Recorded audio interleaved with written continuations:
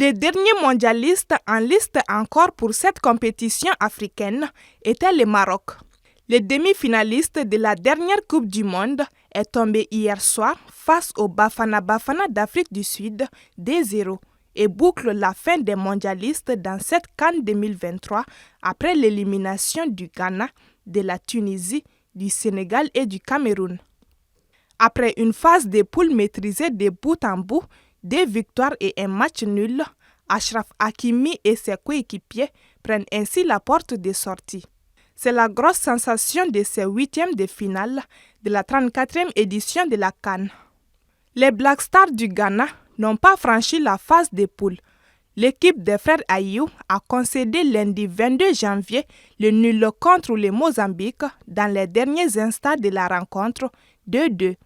Un résultat qui a privé les Black Stars des huitièmes de finale de la Coupe d'Afrique des Nations.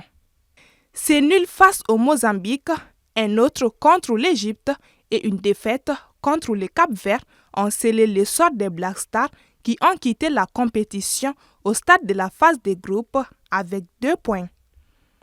Les Aigles de Carthage de la Tunisie devaient absolument s'imposer contre l'Afrique du Sud pour se qualifier, mais n'ont pas réussi leur pari qui a été stoppé en phase de poule avec seulement 2 petits points inscrits et un but marqué.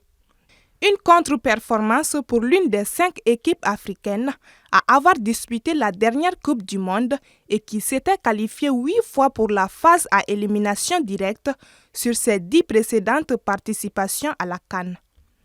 Entre ivresse et déception, les supporters sénégalais sont passés par toutes les émotions lors des huitièmes de finale face à la Côte d'Ivoire. Les éléphants au plus mal il y a encore une semaine ont éliminé les tenants du titre, les Lions de la Teranga, le lundi 29 janvier à l'issue d'une séance de tirs au but. Décevant depuis le début de la compétition, les Lions indomptables du Cameroun ont aussi quitté la CAN samedi dès les huitièmes de finale, logiquement battus par le Nigeria 2-0.